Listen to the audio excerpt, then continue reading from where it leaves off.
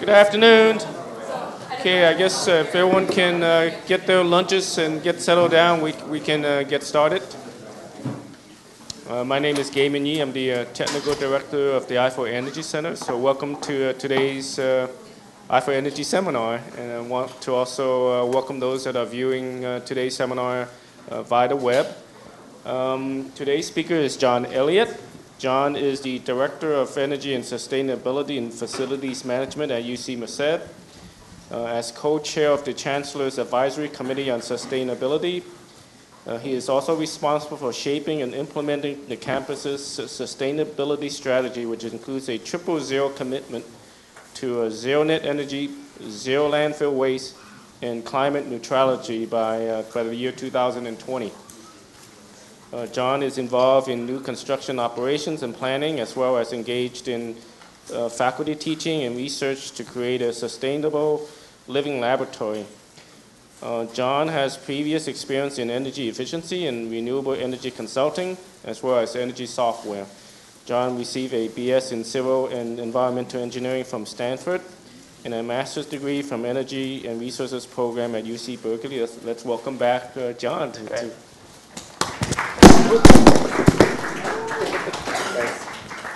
Thanks. It's very nice to be here. Is this mic working well enough for you? Yeah. Great. So I am going to be talking about how we at UC Merced are working to achieve our highest level sustainability goals.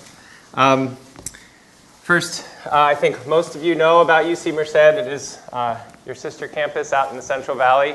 You know the Central Valley, like between here and Yosemite, where they grow all that food. We're out there. It's about 2 hours southeast, southeast from here. The campus has just over 5,000 students this year, and it sits on about 100 acres. There we have about 1.1 million square feet of built space. So the long-range plan and the annual reality is just to keep growing. So the plan is to be 25,000 students, and that's growing 600 to 800 students a year. So every year we're adding some new building space and slowly expanding and occupying our eventual permitted campus boundary, which is 815 acres, a larger site that's out there. As Gaiman mentioned, when we talk about our highest level sustainability goals, we're talking about what we call a 000 commitment. So that was something that we put into our long-range development plan for the campus in early 2009. So it's quite a serious commitment for us. It's actually tied into all of our environmental permitting and the mitigation associated with that. So it's a serious commitment. And it is for zero net energy, zero landfill waste, and climate neutrality by 2020. So I think it's worth taking a moment to think, why are we doing this? It may be obvious in some ways, but I think part of it is because a lot of individuals, throughout our school, throughout other universities, throughout communities are really concerned about the future. And I just tried to write down, some things that are concerning to me, and in some ways they inform why we have goals like this. One is that, we've been talking about climate change for 20 years now, basically, at a serious international level. And our CO2 emissions, greenhouse gas emissions, are really tracking the highest scenarios that we've been talking about. CO2 concentration, greenhouse gas emissions are at their highest level in essentially eternity. And even the annual growth in those emissions are at their highest level. So we're really, while we've been talking about a significant problem, we're not at all heading in the right direction. We're really shooting in the other direction.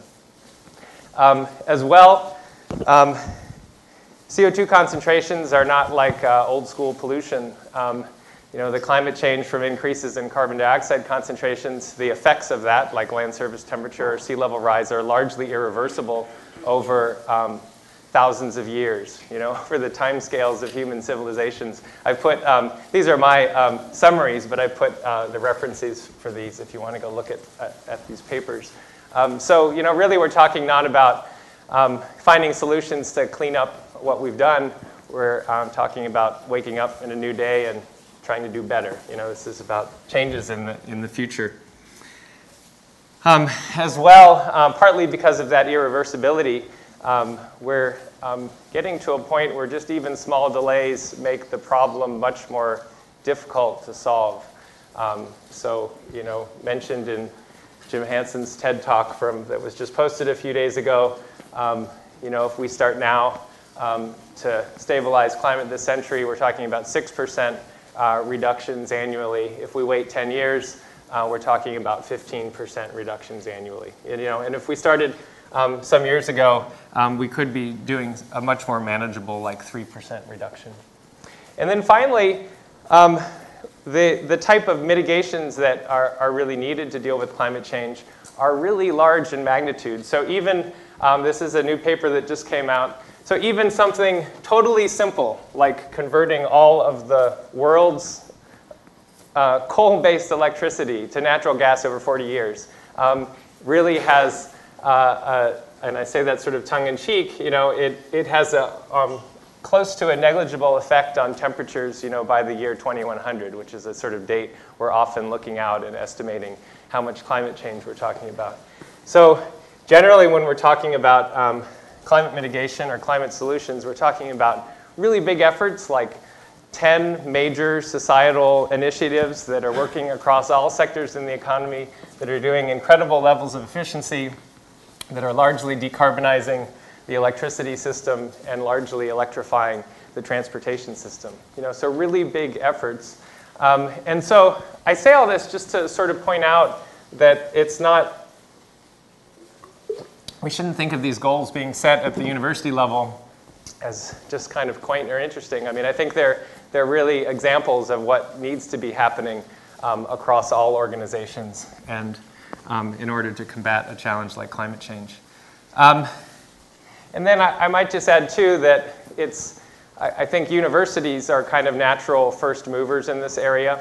When you think about something like climate change, I think you could argue that to address the problems, we really need to educate a new generation and figure out new ways to do things and get, real on-the-ground implementation experience to figure out what we're doing. And these are all things that research universities do well. We do teaching, we do research, and then I work in facilities. We have substantial facilities departments. We have substantial buildings out there, and we know how to get things done there. So, I think that's why we find ourselves in a situation where universities, and especially new universities like UC Merced, are really talking about big climate goals right now. So let's dive into the first of our goals, which is a zero net energy goal, producing our power renewably, not necessarily at the same time that we need to use it. So this is a plot that I've developed, and it sort of helped guide our basic strategy for the campus. So this is a plot that has some historical data, and then it goes out into the future to full campus build out. 20-some years from now, 25,000 students is on the right-hand side. This black line here is business as usual energy use, annual energy use for everything that's included within the zero net energy target. And then these wedges here are basically technologies that we have available to us to achieve zero net energy. And you can draw a few basic conclusions from this. One is that in our case, our biggest, and this is a general conclusion that applies in many situations, but our biggest and best resource is energy efficiency. So we're looking to satisfy more than 60% of our zero net energy goal by focusing on energy efficiency, getting it into new buildings, and then maintaining that efficiency over time. Much less costly solution than actually generating your own power. The other two wedges here, the orange and peach looking wedges, are solar energy. So we have a significant solar resource out in the valley, and we are planning to focus primarily on sort of centralized solar development, but also some distributed development back on the buildings. So efficiency first, solar. And then I think you can take away that you still need to do more to get to zero net energy. On this plot, when you get below this x-axis, you've achieved zero net energy. And so in our case, we're pursuing at a research level a waste to energy technology that is plasma gasification. So not only, I think, and it helps sort of diversify a renewable energy portfolio that you could actually operate. And we'll talk a little bit more about that. And then we have on our campus a few stragglers here. There happens to be a 1 megawatt hydro plant that's within our future campus boundary. We don't actually own it. It's owned by the irrigation district. But it's kind of a resource that you might not think of, just sitting out there in the Central Valley. And we also have some wind, enough wind that we're going to put out an RFP next week for a 1.6 megawatt wind turbine and see if we can sort of catch the rebates and see if we can get the project installed. But I think no matter how you slice it, wind is not going to be a major part of our strategy as we go forward. So I'm going to kind of use this to talk about the different pieces and explore sort of the complexity of zero net energy a little bit more and talk about how we've gotten to where we are now so that we feel comfortable setting a goal like this, and then the things that are ahead of us to still do. I think that start happened about 10 years ago, and there were, I think, 2 good decisions that really helped us get on the right path. The first was a commitment. It's really just a signal that we're going to do something different here. There was a commitment in 2002. It was really a pretty big, bold commitment. The Chancellor got up and said, everything here is going to be a green building.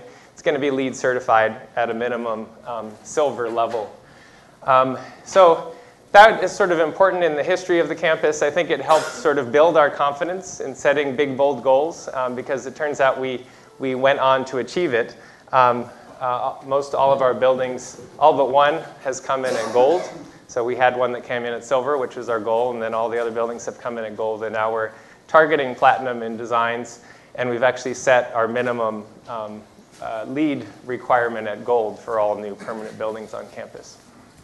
I think we also made another good decision, and I say we. I've been at the campus for about 5.5 years, and it was really like Carl Brown here, who was really instrumental in setting this component right here for our campus. It was a decision to not rely on LEED to ensure that we had energy efficient buildings.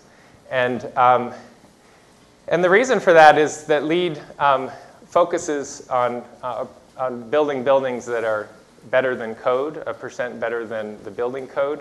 It's really the most common way to define or think about energy efficiency in new buildings. But a decision was made, as I said, Carl had a lot to do with it, that really wasn't going to work well for our purposes. There's a few, at least really 3 reasons for that. One is, code only regulates certain things in buildings. And on a research campus, we have laboratory facilities. In our case, our laboratory facility consumes about half of the energy on campus. One of the reasons for that is you have laboratory ventilation. You have all these 100 fume hoods in that building, sucking air out of the building. It's being replaced by 100% outside air. That can be really hot air, 105, 110 degree air. It consumes a lot of energy. But laboratory ventilation is not, hasn't been well regulated by code. So if you just ask an engineer to design better than code, they'll really systematically ignore that in some ways, and it's hard to track the whole building energy performance. Another reason not to rely solely on code is, we're building a university within a California grid-constrained environment, and we're building the infrastructure to campus too. So peak loads are really important, and code doesn't deal with peak loads very well. And then the last, and I think a really important one, is that energy efficiency is not just putting energy efficiency into buildings. You saw on that other plot, those 2 energy efficiency wedges went out, and they were huge out 20 years from now, right? That means that you've actually maintained all that efficiency that you've put into the building. So we wanted to have design targets that were set in design that could actually translate over to operations in the building. Code does not do that at all. You can get a % better than code in your design, and there's no way that you can actually operate a building to that number. It doesn't really translate. So the way this system works is, the goal of the Energy Performance Targets program is to design buildings that consume half the energy and peak demand of other university buildings in California. We've been phasing this program in over time. Currently, we're designing buildings at this 50% level. And the way it works is that Carl led the development of developing benchmarks that represent the energy performance of the existing building stock of buildings, across the UC CSU system. And so those were developed by using real campus level data, doing regressions that accounted for the different compositions of spaces in the buildings and also climate. So you do all those regressions and you end up with numbers that represent total energy use, peak demands for buildings, differentiated by building type and corrected for by climate. So what that means is that when we go design a building, like a laboratory building, we can take those benchmarks off the shelf. Nowadays, we take them and we cut them in half, and then we get an energy budget, and we give that to the design team and say, here's your budget, make sure you don't go over it. And to prove it, do energy modeling of the building during the design. And this program has essentially been working. We've now had many years of setting targets, designing buildings, and validating performance. And we are just now designing buildings at the 50% level, but I know they're significantly better than our previous buildings, which have been coming in sometimes at levels of like 61% of benchmark. So this has been working, and I think I could draw some sort of anecdotal conclusions, which are, just by asking for this efficiency and hiring the right design teams, we're finding that we're able to get what we would call 60% of benchmark, or sort of 40% improvement than what might be done as business as usual, just by asking, really, and not really including any explicit budget in the project to cover that. And then now what we're finding as we get to the 50% level is that you have to work pretty hard to get to the 50% level, but I think we're actually doing it. And it takes sort of experience to understand what details not to mess up on in new building. And it's taken for us a lot of sort of iterative work back and forth with design teams who come in with a design, and then you question them a lot and then run the model to understand what the effects are, and a lot of little tweaks to the design as we go forward. I mentioned it's really critical not just to get efficiency into the buildings. We've been paying a lot of attention over the last year and a half or so to developing ways to monitor energy performance over time. So one thing that was done very well early on in the development of campus was to collect a lot of data on our buildings, to really instrument the energy management system, collect that all, trend it, stick it in a database. It's taken, really about 5 years, and we have all that data. It's been incredibly useful. We've been able to do a lot of analysis. It's facilitated a lot of research, but it wasn't really actionable. So what we've tried to do with this system is to develop really a custom energy information system that presents the data in a way that works well for us in facilities to actually maintain the energy performance of the building. I'll just show a plot. This is actually something in Excel because it's easier to demonstrate here, not screenshots from EPP. But this gives you a sense of the type of kind of monitoring you might do. So we have all these design targets that have been set at individual buildings, and we express them as a percentage of benchmark. So it's a way you can look at a whole bunch of different things. You can look at electricity, you can look at natural gas use, and you can normalize it against what you plan to do in your design. And you can aggregate up all of those buildings all across campus, and then in this case, we can compare them to our actually utility bills for all of campus. So this plot actually has like a rolling 12-month average here, and the red line up there is what we said we were going to do. That's the design targets for all the buildings. And the green line here is actually what we're actually doing. So you can see a lot of stuff from this kind of information. I mean, we really, when I was first getting to the campus, I spent a lot of time just getting buildings under control. There was a lot of things going along in the control systems. And then slowly, our performance, you could call it degrading over time. It's been going up a little bit. But by having this data, you can start comparing and trying to figure things out. We can look at individual buildings and see how they're doing. We see that some buildings are doing extremely well with respect to benchmark.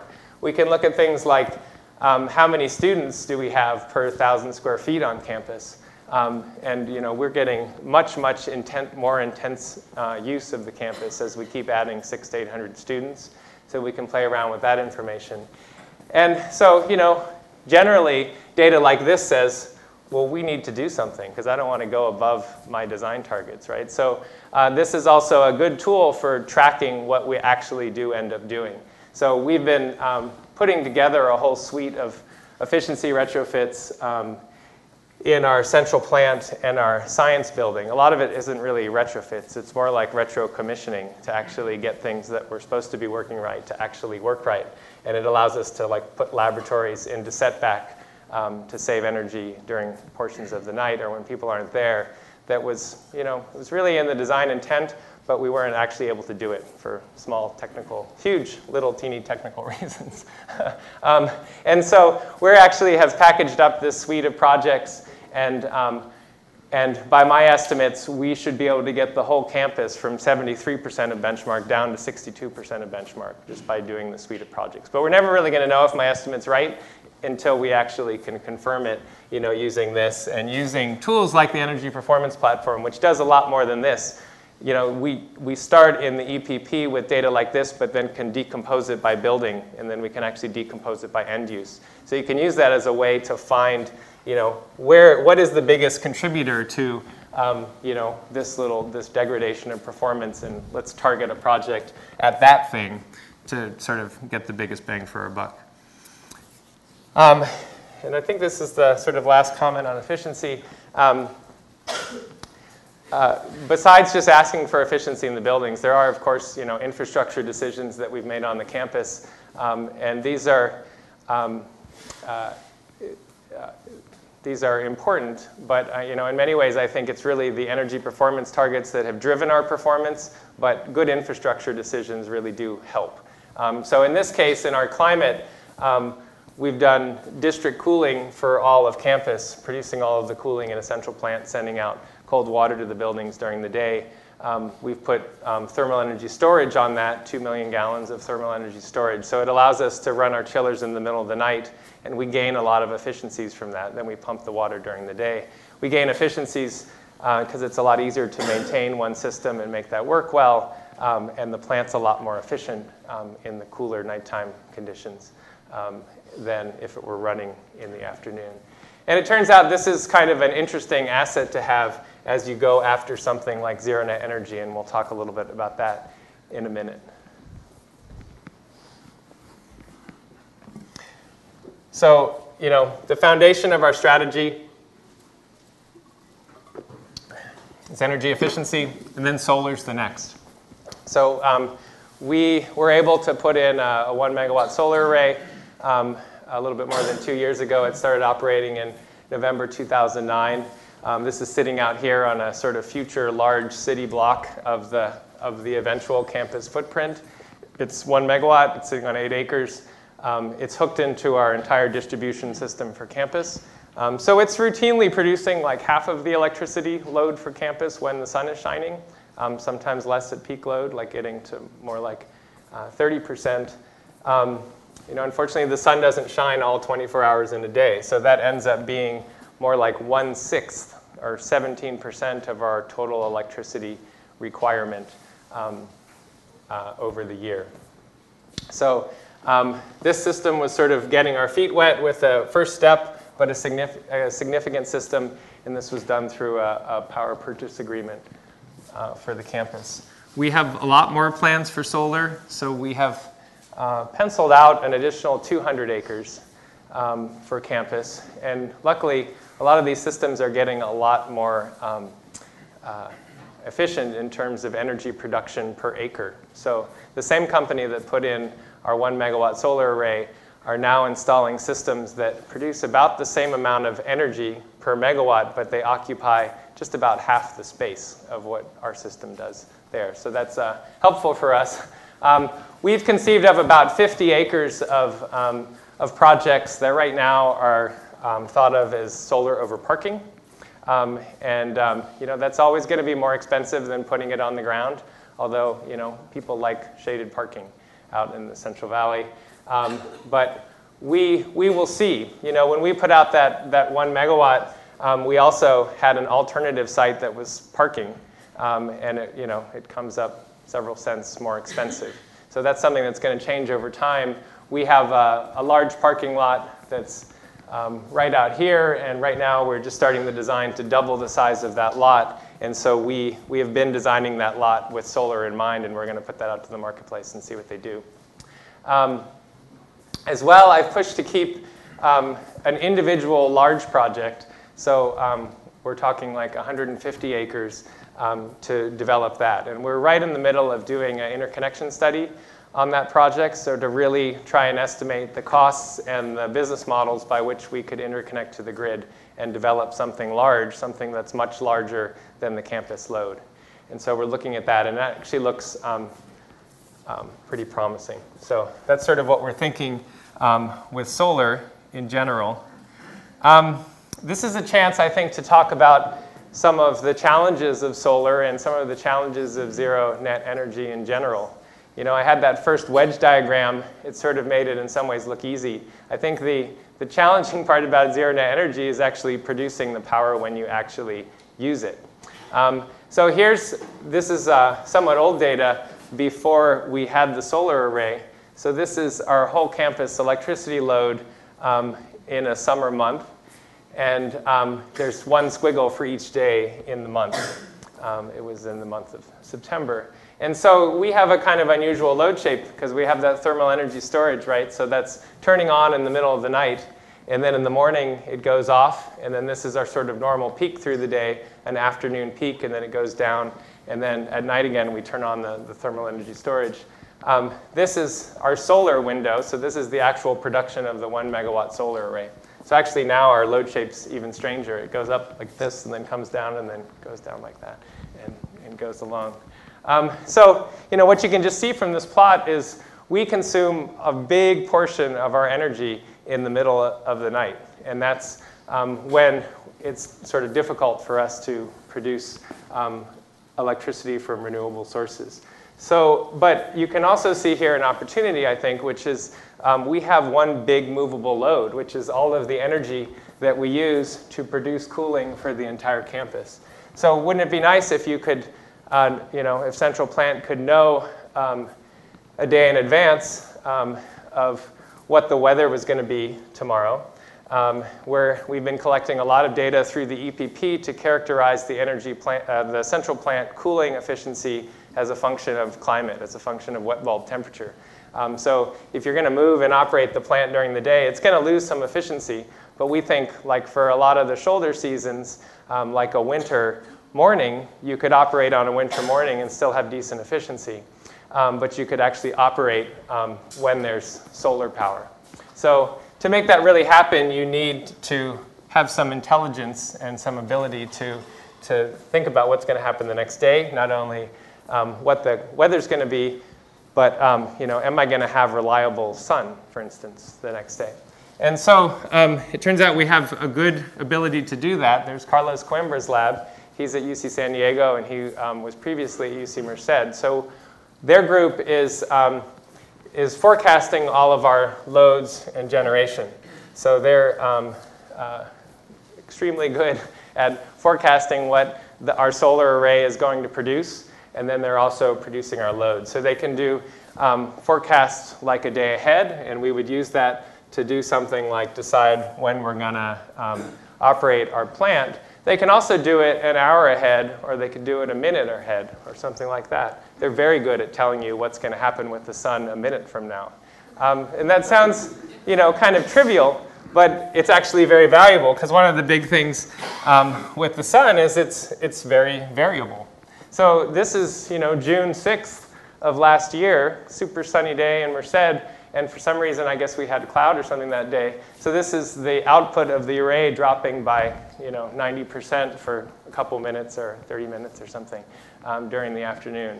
And, this is a significant problem. It's a significant problem for the grid. This is what the California ISO is talking about being nervous about going to 33% renewables because there's a lot of people like us saying we're going to be zero net energy. It's all right. We're going to produce all of our power, and then it just might drop out, and we'll just pick that up from you. And it's only really a matter of time, I think, before they start charging us, through the nose to take that little bit of energy on a really quick ramp rate. So I think we're going to need something to mitigate that. And so, certainly that ability to forecast what's going to happen is an important part of being able to do something about it. But then you need some dispatchable power, or really like a new technology that allows you to do storage. I mean, once you get storage, it's way easier to do zero net energy. So if you have the ability to dispatch something, you can ride through a little blip like this if you have a couple minutes to ramp up and get ready for it. Or even if you can't really maintain that for a long period of time, at least you could come down gracefully from that and not introduce a huge ramp rate to the grid, because that's really what the ISO is concerned about with all of these renewables. So, a question on that? Yeah. So do you have microinverters on your array? No. So it seems to me if you had distributed solar panels, if clouds were really a problem, then you might be able to take advantage of the variance over the whole array or in different panels so that you didn't have Yeah. It certainly could help. I mean, certainly all the different solar technologies, they all have different characteristics of how much they like direct normal irradiance and how much they can deal with partial shading and so forth. So this is what I was talking about at a research level. We have a lab group, and we were able to get research money from the CEC to establish this pilot plasma gasification system. So, this is, at least it's the kind of technology that you can imagine hooking to that smart forecasting ability and filling in those ramps. We are, I think, able to confirm at this point, we've been running a whole bunch of different samples of waste through it. So that includes like sewage. It includes some parts of our solid waste stream. It includes things like almond holes, which we have a lot of in Merced County. And it's definitely a robust system, and there's the ability, as you sort of feed something like almond holes into it, for it really to ramp up. It has really great turn down. So this is something that we're pursuing, like I say, at a research level, and I think it's a really nice addition to your portfolio. You can ramp it up and down, and it can actually produce electricity and heat, sort of cogen type things, and it can actually, you can dispatch it, you can turn it on and off when you want it, and you can do that in the middle of the night, which is, it's very complementary to something like solar power. We do have this other goal, which is climate neutrality, and so that's out there. I can say honestly that we just focus, right now we're just focusing on zero net energy because we know that will minimize the challenge of climate neutrality. And I think by about 2005, we'll have to really start focusing on offsets and climate neutrality. But I think there's also a lot of factors that are outside of Merced's control, sort of options that we're going to have to do that over time. I will just say, going back to that picture of the solar hat and the big humped electricity load, that even once we sort of optimize and get a lot of loads, to be coincident with our generation, we're still talking about, drawing very significant amounts of power off the grid, the electricity grid or the natural gas grid, unless we come up with some new solution. So even when you have large amounts of renewable generation, there are times when that generation isn't going to match your load. I want to talk just a little bit about zero waste. I think zero waste is, I guess I'd think of it as an industrial ecology oriented around zero waste is going to be a really significant part of a sustainability transition. And I will say in a university environment, waste, recycling, and composting is really the public face of sustainability. I found I could sit there all day and talk about the most amazing things about energy efficiency and energy, and people will kind of look at you funny and not really believe you unless you're recycling well and composting well. So I've sort of gotten a fair amount of respect for that, and we've been doing a lot on campus. It's just been less than a year now that we've had one person, a really great employee named Matt Hirota, who has been focusing on this goal in particular.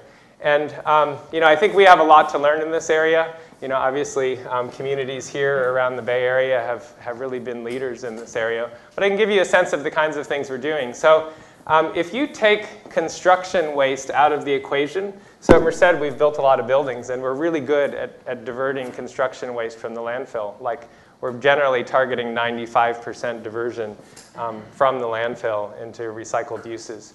But if you take all of that out of the equation, we have historically done a pretty bad job of recycling. We're talking like about 25% of the stuff we're getting into the recycling bins by weight. This is very poor data, but I think it's roughly correct. And then we had been sending grass clippings to a composting facility off-site. And so what do you do to improve the situation?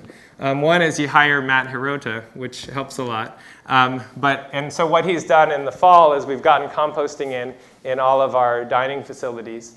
And so that's capturing dirty napkins, food, a really significant part of the waste stream.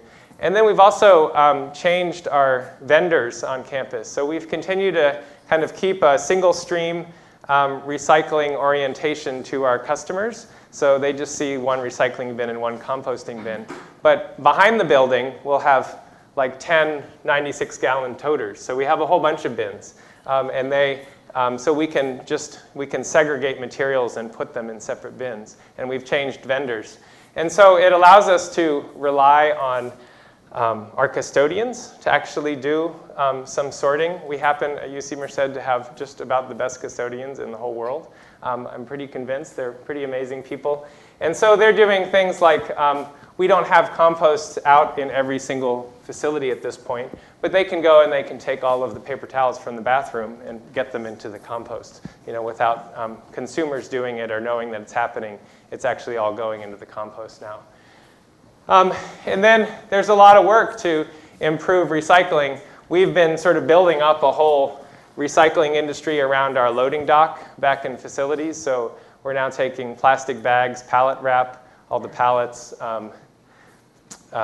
block styrofoam. So a lot of things that aren't typically recycled, but we found vendors that can deal with those. And we don't have those across all of campus, but we invite people to come back and get them in those bins. So that's helping a lot. So you can decrease your paper towels by 9% if you use the hand situation. Yeah, so we're just re-engineering.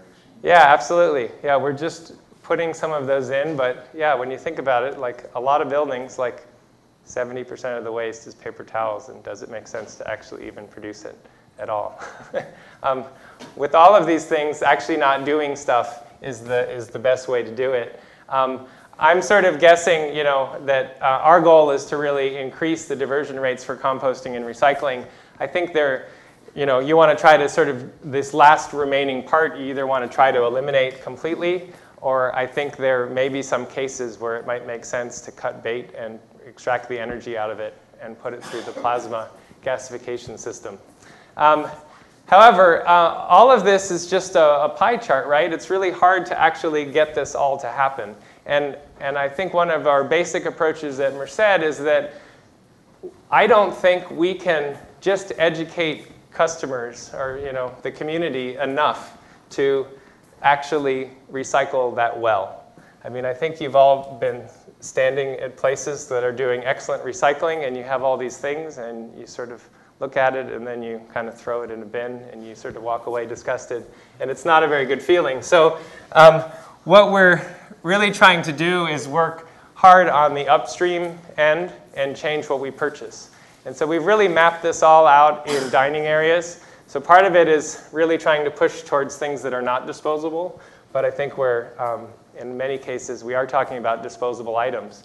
So, it gets complicated. We have our dining people, through just sort of good intentions, have been buying things like, this cup that says biodegradable on it. It's like a number 7 bioplastic. It's an interesting solution. It's a at least partially non-petroleum based product, But out at Merced, at least, this is really, it's not compostable, nor is it really recyclable. But yet it looks exactly the same as, a #1 plastic, recyclable item.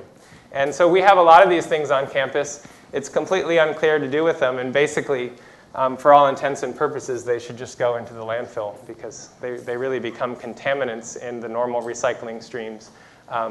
And they cannot be composted at the recycling facility that we're using off-site that's nearby.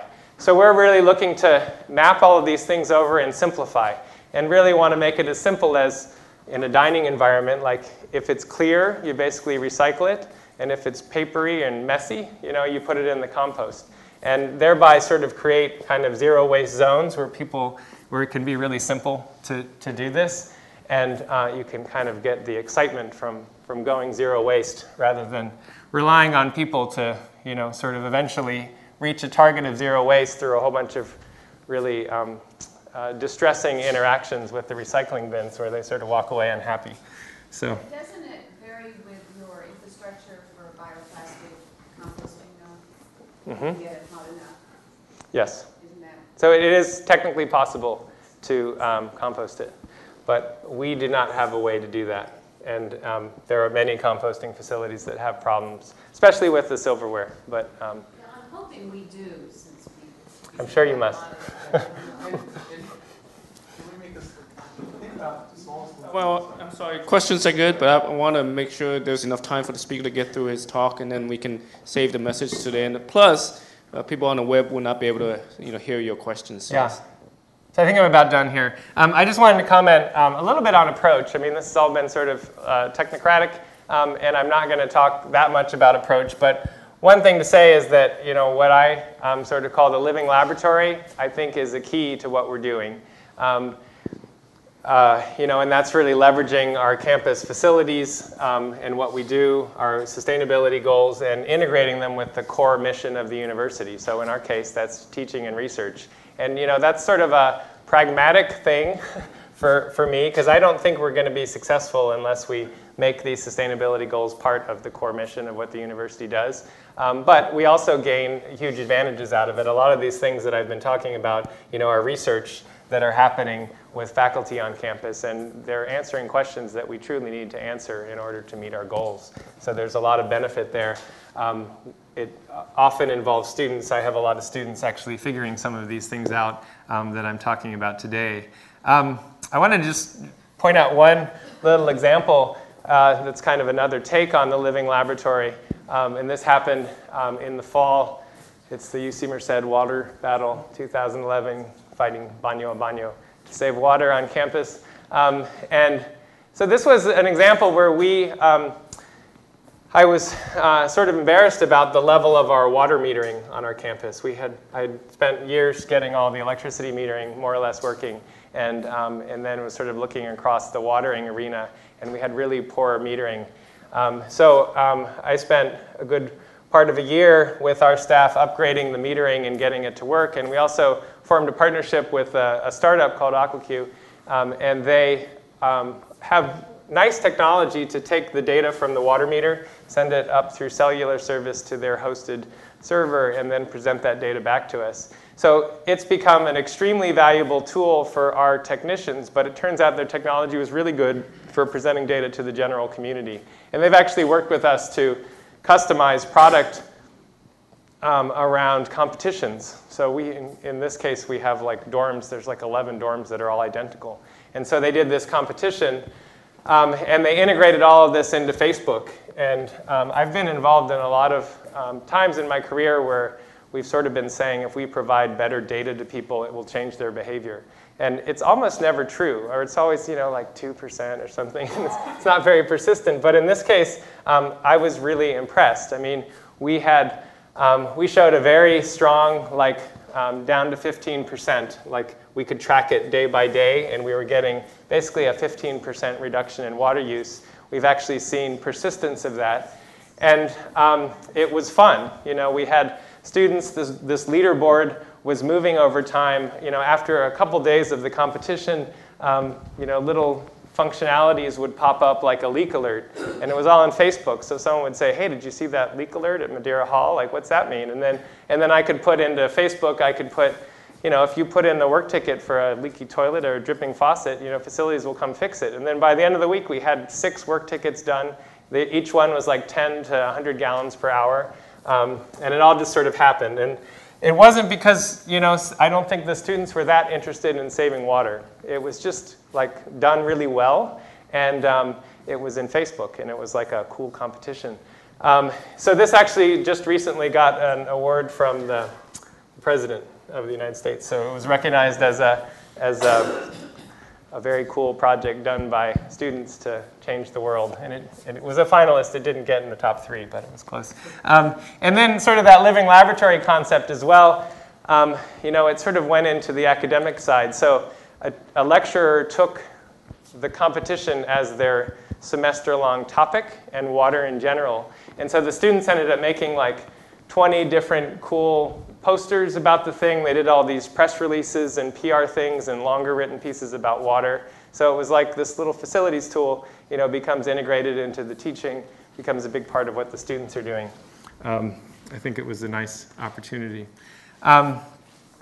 Great, so I've tried to summarize. I don't think this is done perfectly yet, but try to summarize some of our basic approaches. You can see them there, set big, bold, achievable goals, then build on them. Collect a whole bunch of data, cultivate the living laboratory, do efficiency, and then just keep doing efficiency.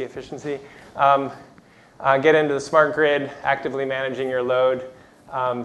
This is back to the living laboratory, integrate sustainability with teaching and research, and then in our case with recycling, really focusing on upstream issues with recycling rather than just sitting at the end of the pipe and watching it come at you. So with that, we have a few minutes for questions. Sorry, I went a little bit long there. Thank you, John. Great talk. Okay, now we can ask questions.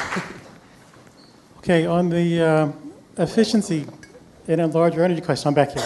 Hi. Hey, what's the personal car use situation at UC Merced? What proportion of the people on campus are coming and going during the day using personal cars and then leaving to go and get food and entertainment by leaving campus?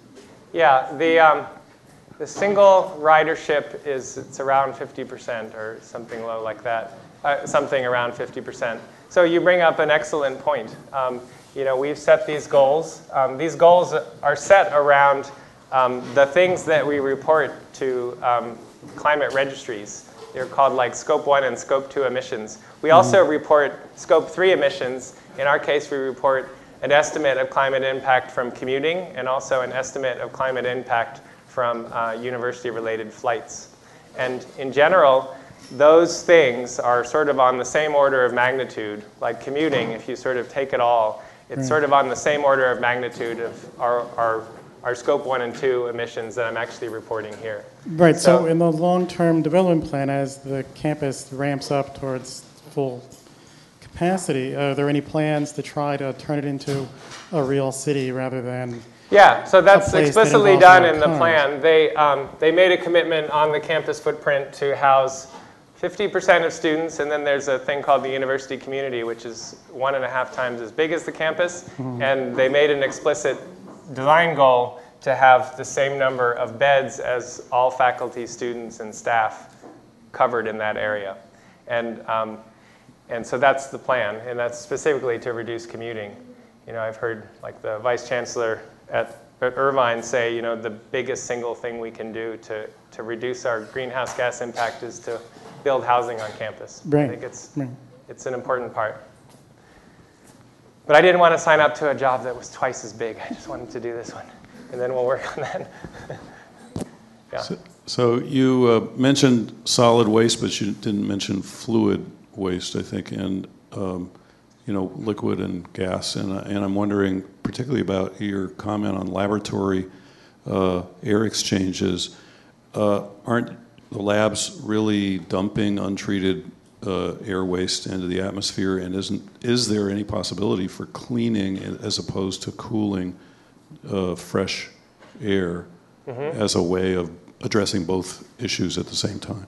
Yeah, there is, and we haven't looked into that. but there certainly is. We've been sort of getting into some other things around labs, like we're probably going to buy with the new fiscal year a solvent recycling unit, and we're piloting it with our biggest solvent user on campus. There's a lot of interesting things going on. We're certainly finding a lot of block styrofoam in the laboratory building, but it's harder. A lot of places have like they're ending up with one recycling waste person that just focuses on lab, and it helps to have like a person that has a laboratory background to really work with the lab groups and to figure out solutions, because like the standard, recycling bins don't really work well in the lab environment. There's a lot of questions. Yeah. Question right there. Yeah. This is regarding building energy efficiency. So in terms of your design and operations, how do you kind of reach the tipping point from 40 to 50% of the benchmark savings? Can you just talk a little bit about that, please? Yeah, I think part of it is talking about all of these goals as early as you can in the process. So getting it, recognized at what we call the programming phase in the UC system, when they're really setting the orientation of the building. We have a long way we can go to exploit really cheap savings, just through passive solar techniques. And then I think, people have gotten, engineers have gotten pretty good at controlling HVAC and lighting loads. It's not always done perfectly, but we have a lot of good tools at our disposal. There's a lot of things that we found that we didn't do well in the first buildings, like controlling IT loads, AV and IT loads. And so like in our new buildings, we're trying for the first time to successfully kind of schedule them all and hook them into our building energy management system. Some things like that we're adding in. More details somewhere on the website or something? Nope. No, you could give me a call. Could talk your ear off. Yeah. Okay, you mentioned that you may get hit with high prices for rapid dropouts. Yeah. So at what price would you say, well, we're going to have to put in some storage or reduction, and what units would you actually put in or that you've studied? I don't know. We have not, we haven't, I haven't asked the UC system how much they're willing to pay for this, right? And so it just so happens with energy and energy efficiency, we have a while to go before we stop saving money and start costing money. And so I'm not sure, how much we're willing to pay. And it's going to become more and more clear as we sort of make progress and get closer to the goal. Thermal energy storage is a commercially viable storage mechanism that works in our climate area. It would be nice to have something like molten metal batteries. That would make life a lot easier. Thank you, John. The project is very impressive. Just wondering if you could have a few comments on taking this to a larger community at different scales. For example, if you look at individual houses or something bigger like commercial or industrial applications, like what do you think the biggest challenge is, or / the opportunities are? Yeah, so we're just really starting to do that. So a lot of these things that I've been talking about here are very sort of centralized, top-down, back-office solutions, right? And we're just now starting to make real efforts and some progress on kind of decentralizing these things and trying to, so this is the first answer about like houses, to help people that are interested in doing things, sitting in individual offices, to sort of empower them and allow them to sort of take part in these bigger goals. And so what we're doing is something we call it the Green Department Challenge, but it's almost like a club. And people get together and now like we're going and we're visiting individual offices and figuring out what are the barriers, and then everyone's sort of working to overcome them. And then we're sort of setting up other infrastructure at the department level to support it. So I don't know that's a clear answer, but it has to do with creating sustainable habits. And I think to do that, you need to sort of create little sustainable solutions that people want to make habits. And then industrially, I'm not sure, but I think this basic approach of setting an efficiency design target works, and it makes sense to ask for efficiency. I mean, nothing that we're asking for here is financially imprudent. It's saving money over the timescales that we do our planning at, and so it doesn't make sense to go in there and say, let's do the minimum required by code. It makes sense to say, hey, let's do something that's actually going to save us money over a reasonable time frame and consume a lot less energy. Yeah, Carl. So, John, there was a question about web resource, especially for the energy efficiency story, and we do have the case studies and the planning up on the CIE website. Yeah. uc-ciee.org. Yeah, if you typed those S&E. Those case studies include some of the efficiency details in the buildings. That's true. That's absolutely true. Question in the back. Right here, real quick. What kind of emissions does the plasma gasification have? Conceptually, very few. So the particular technology that we're using uses steam as the plasma agent.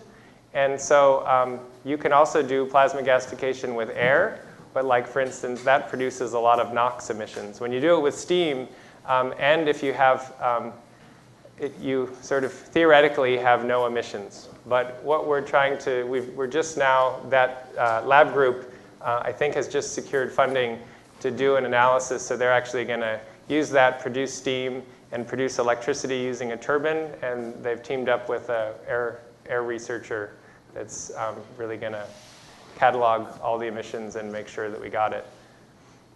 There are other wastes that can come out of the plasma system. A lot of those come out as slag. So people do use plasma to go like dredge through a landfill. And there's a lot of messy things that happen. In our case, our approach, I think, is much more to, because we have a fair amount of control over our waste stream, is to really be deliberate about what we put into it rather than use it as a sort of, suck up everything and take the energy out of it. I think it makes more sense to put things in recycling and compost and just put a very particular set of things into it. Okay, I think that's it. Thank you very much again, John. Thank you.